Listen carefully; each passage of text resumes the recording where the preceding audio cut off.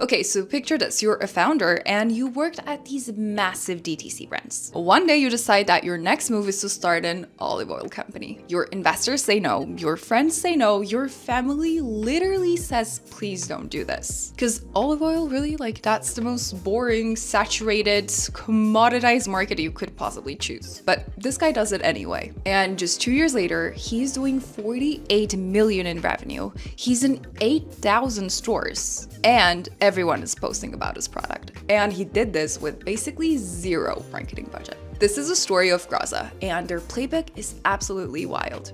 Hi, I'm Azra from Zipchat, the AI agent that turns browsers into buyers. And every week on this channel, we break down one successful DTC brand and show you their exact strategies so you can steal it and apply it to your own Shopify store. Before we jump into the strategies of Graza, please take a moment to subscribe to our channel if you already haven't, to support and to not miss weekly brand breakdowns like this one. It really helps us more than you think. And guys, I've been seeing some comments about like me being AI. I don't know what I can do to prove you wrong, but I promise you I am not AI, okay?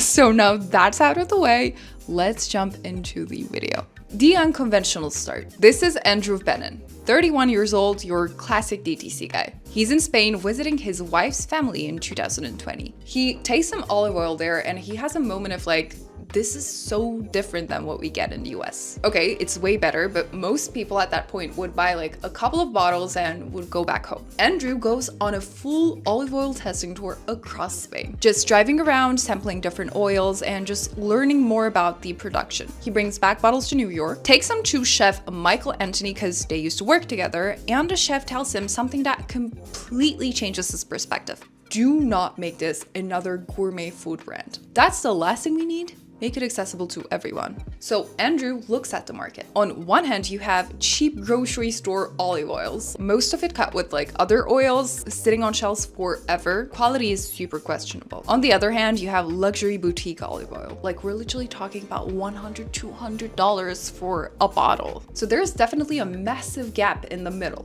High quality olive oil at a reasonable price. Andrew then teams up with Ellen Duchy, who has over a decade of retail experience. Because if you want to scale a food brand, you really need someone that understands from retail. They raised $50,000 from Casper's co-founder, then $230,000 from angel investors. And in January of 2022, they launched Graza, named after Grazalema, the first town on Andrew's Spanish olive oil tour. But the way they launched and grew is what makes this story super special. The marketing strategies. The squeeze bottle that became iconic. Okay, Andrew is literally in the shower one day using Dr. Bronner's soap. It's basically a bottle with like a squeeze cap and tiny little text all over it. And he has this like light bulb moment. This bottle would be perfect for olive oil. Because think about like traditional olive oil bottles. They really like pour unevenly, drip everywhere, bottle gets all greasy, and you always need like those spouts, I think you call them, and like the poorer things. A squeeze bottle really solves all that instantly. So they invest in a custom mold, deep green bottle, matte finish, bold graphics that pop on a shelf. And here's the funny thing, Andrew says that the squeeze bottle wasn't even supposed to be their main thing. He was completely obsessed with the quality of the oil.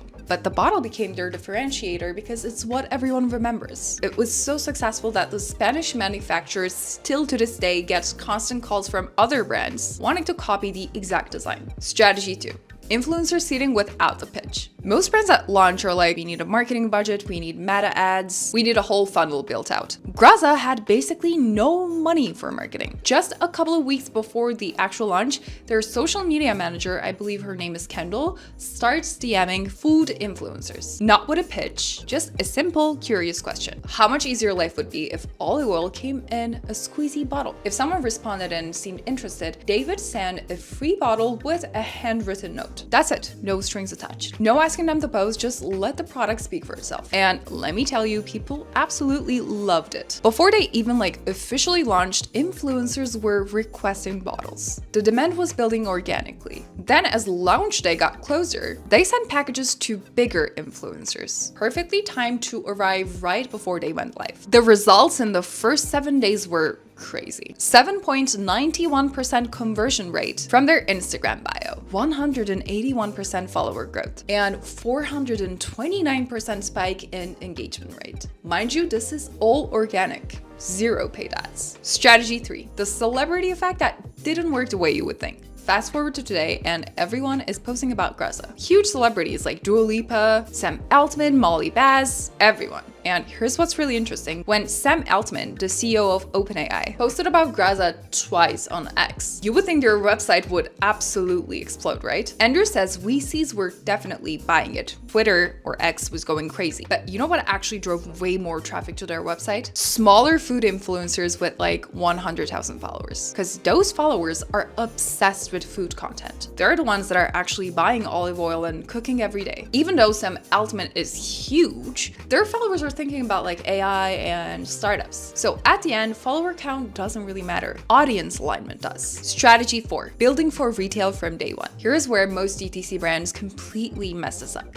They build everything for direct to consumer. Then like 3 or 4 years later, they're like, oh, we should probably get into retail. And then they have to completely redo their margins, their packaging, like everything. Graza built for retail from day one. Andrew says they had their Costco margin structure figured out 6 months before they even launched. And it paid off massively. 1 year after launch, Molly Baz posts about Graza. Whole Foods reaches out literally the next day. Now they're in 8,000 stores. Whole Foods, Target, expanding to Walmart. But here's the smart part, they didn't abandon DTC when retail took off. DTC, like many other brands, is where they control everything. Their pricing, their bundles, their limited edition drops. It's the place they test new products before they go to retail. They built a $30 million subscription business on their website while also crashing it in physical retail. Most brands think it's either full retail or DTC. Graza proved it's both. The genius details. Let me show you some of the smaller details that makes Graza special. The product strategy. They launched with just 2 SKUs, Sizzle for cooking and Drizzle for finishing. The names literally tells you what to do with them. There's no confusion, no overthinking in it. And they hit this perfect price point. Way better quality than your grocery store olive oil, but nowhere near those crazy luxury bottles. The transparent labeling. Their labels actually explain you why Drizzle costs more than Sizzle. Early harvest olives, what they use for Drizzle, require 30 pounds of olives for just 1 liter of oil. Late harvest for Sizzle needs 24 pounds per liter. Most brands would never explain their pricing like this. Graza puts this right there on the bottle. Super transparent. And look, this transparency thing is super interesting because it could literally work in the complete opposite direction. If you watch our dossier video from like a couple of weeks back, they did the exact same thing but flipped. Instead of explaining why their product costs more, they were fully transparent about why it costs less. So the same strategy but the opposite end of the price spectrum. If you missed that one, I'll drop the link below. Definitely worth watching back to back with this one. And if this is the first video that you ever saw from our channel, we do this literally every single week. So take a moment to subscribe to our channel to not miss the next one. And while you're there, do me a favor and hit that like button. Okay, going back to the video. The beer can refills. This idea came from Andrew drinking a beer in Spain with his suppliers. He looks at the beer can and he thought, what if he sold refills in cans? It actually keeps oil fresher than plastic. It's a perfect one-to-one refill for the squeeze bottle. Customers can use their bottles forever. A little bit unexpected, but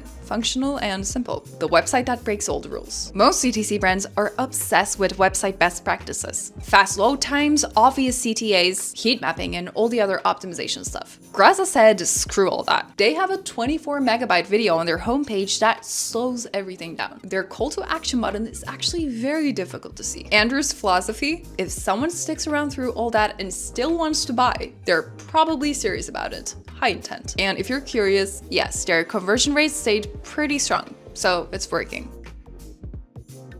The squeeze bottle was literally a shower thought. It wasn't years of R&D or a massive innovation. It was just noticing that traditional olive oil bottles sucked and fixing that one thing. They didn't pay influencers. They didn't send PR packages with media kits. They sent products with handwritten notes and trusted that the product would do the marketing. That authenticity drew way more traffic than any other paid ad could have ever done.